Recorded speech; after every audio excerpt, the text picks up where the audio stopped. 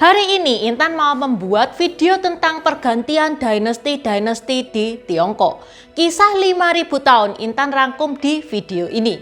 Taja ni hao, namaku Intan, selamat datang di channel aku Dynasty. Seperti biasa, pertama-tama Intan mau membacakan pesan dari Saweria yang masuk. Kali ini dari Ana. C. Mau Waisa, bahas sejarah Dalai Lama sampai Tibet bergabung dengan China. Oke, ditunggu ya. Buat teman-teman yang mau mendukung channel Dynasty ini supaya channel Dynasty ini bisa lebih maju lagi, teman-teman bisa mendukung channel ini via Saweria yang linknya Intan taruh di deskripsi ya.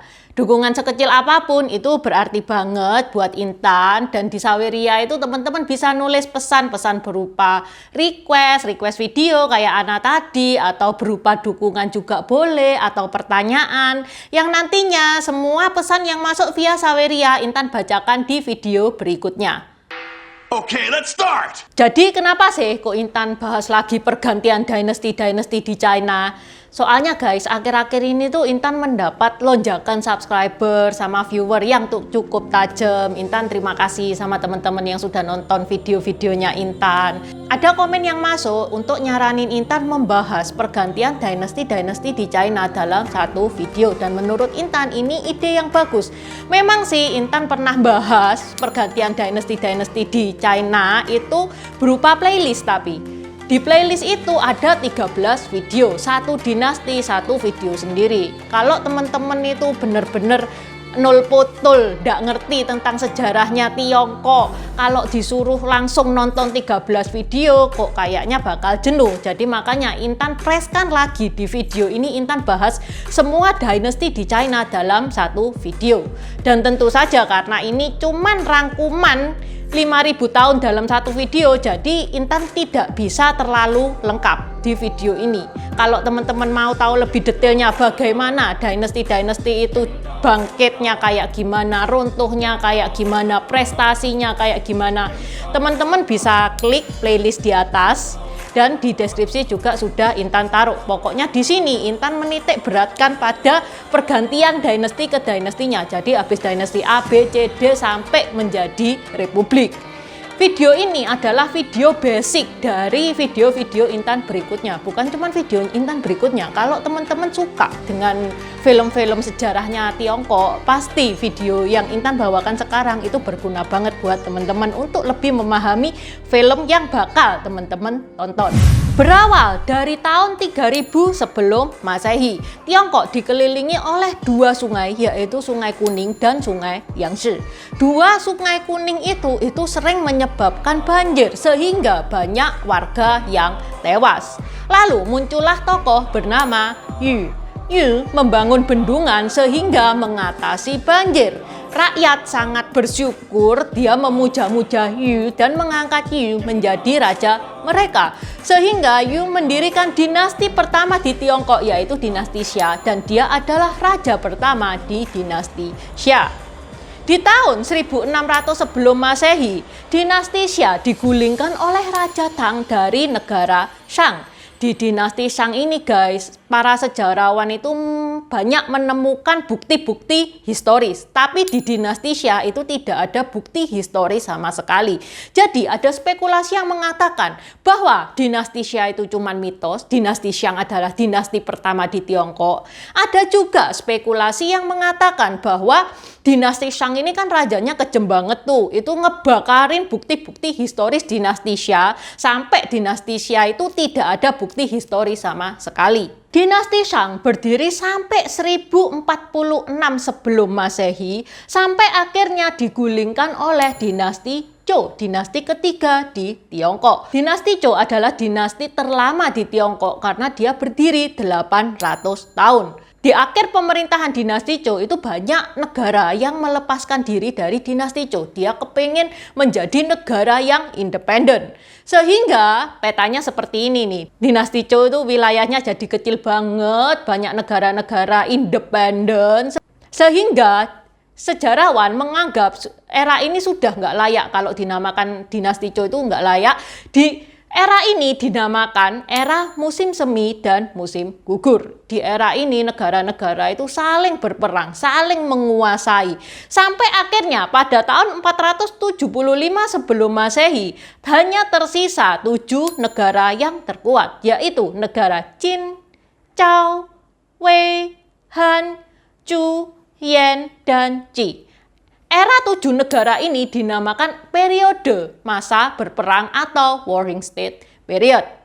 Sampai raja dari negara Qin, yaitu Raja Yincheng, berhasil mempersatukan 7 negara menjadi satu negara, yaitu negara Qin. Sehingga Raja Yincheng itu sudah nggak mau lagi disebut raja, dia maunya disebut Qin Shi Huang yang merupakan kaisar pertama di Tiongkok. Intan sering bahas tentang Qin Shi Huang ini guys. Kisah hidupnya Qin Shi Huang, Intan bikin satu video sendiri. Kebijakan-kebijakan yang dia keluarkan untuk melindungi negaranya itu Intan juga sudah bahas satu video sendiri. Jenderal-jenderal yang ada di belakang Qin Shi Huang yang membantu mempersatukan Tiongkok, Intan sudah bikin satu video sendiri. Buat teman-teman yang mau ngepoin, Intan sudah buatin playlistnya. Ini ya playlistnya, di deskripsi juga sudah Intan taruh. Dinasti Qin ini runtuh ditumbangkan oleh rakyatnya sendiri yang notabene adalah petani miskin. Dia adalah Liu Bang. Di next video Intan mau bahas siapa ini Liu Bang ini. Liu Bang berhasil menggulingkan dinasti Qin dan mendirikan dinasti Han di tahun 202 sebelum Masehi. Dan dia adalah kaisar pertama dari dinasti Han.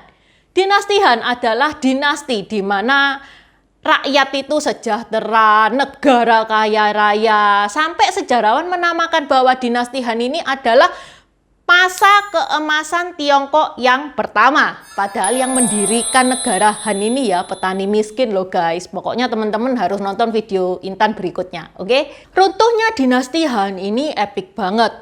Intan pernah bahas, ini nih linknya. Di deskripsi juga sudah Intan taruh. Runtuhnya dinasti Han ini adalah awal berdirinya era 3 negara, era Three Kingdom. Yang novelnya terkenal di seluruh dunia. Novelnya itu namanya Sangko. 3 negara itu apa aja? 3 negara itu adalah negara Hui, Su, dan Wu. Ini negara favoritnya Intan. Bahkan kaos yang Intan pakai sekarang ini adalah salah satu tokoh dari zaman 3 negara.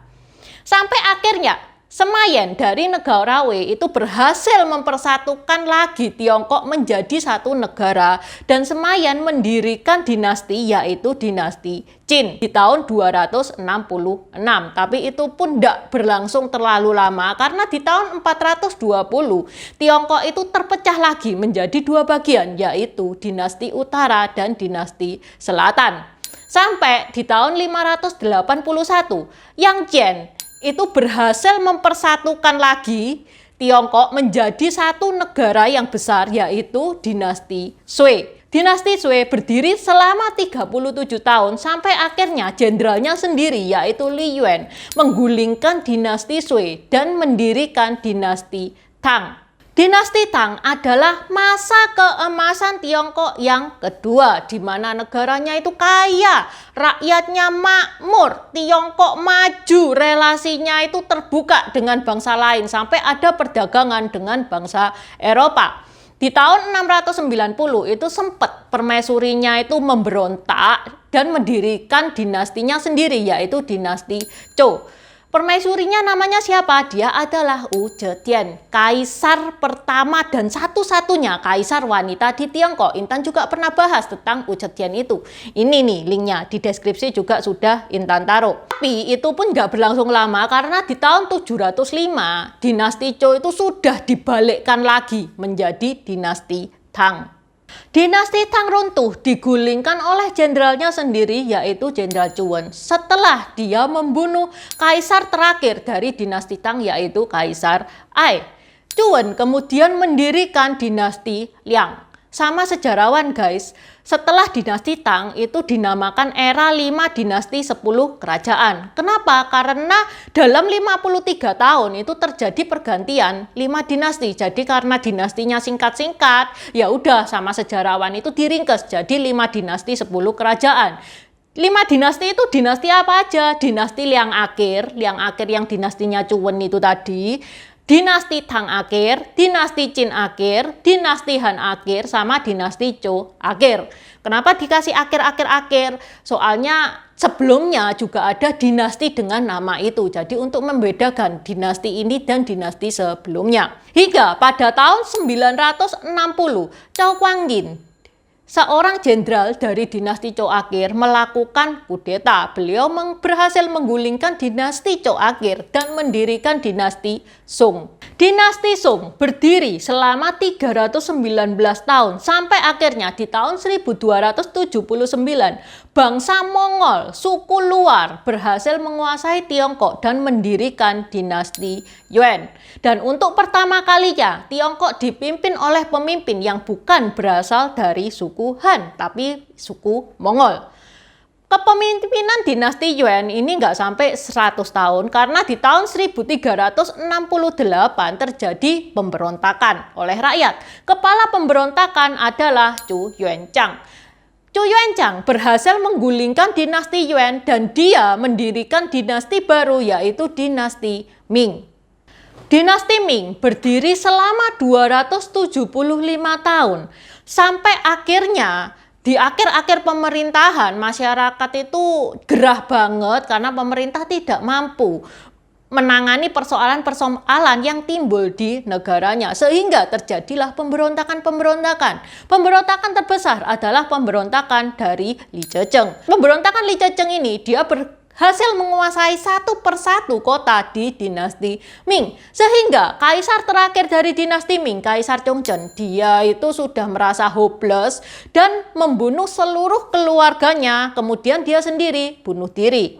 Dinasti Ming berakhir, berdirilah dinasti Sun, dinastinya Li Zhezheng itu. Tapi dinasti Sun ini nggak sampai 2 tahun guys umurnya. Karena ada jenderal dari dinasti Ming yaitu Wu Shankui. Dia itu nggak suka sama Li Zhezheng ini. Wu Shankui bekerja sama dengan suku lain, dengan bangsa lain yaitu bangsa Manchuria untuk menggulingkan dinasti Sun. Sehingga tiba-tiba terjadilah penyerangan dari bangsa Manchuria yang mana Wu Shankui adalah orang yang membukakan pintu supaya bangsa Manchuria ini bisa masuk.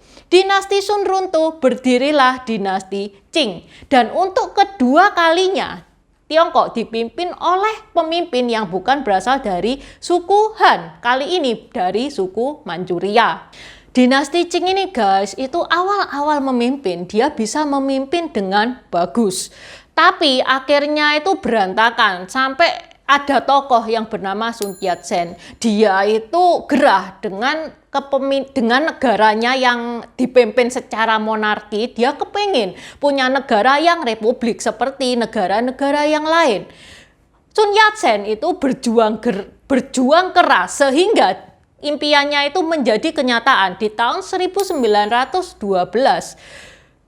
kaisar dari dinasti Qing yaitu Kaisar Puyi itu resmi meletakkan tahtanya dan Tiongkok menjadi negara republik. Ini singkat cerita dari perjalanan dinasti-dinasti di Tiongkok. Buat yang teman-teman yang pengen tahu lebih detail, silakan klik link deskripsi di mana Intan bahas satu persatu dinasti-dinasti di Tiongkok. Sampai di sini dulu bahasan Intan hari ini. Semoga teman-teman paham. Terima kasih sudah menonton. Terima kasih udah nonton channel ini sampai habis. Dukung aku terus berkarya dengan klik subscribe dan bunyikan lonceng di bawah ya guys.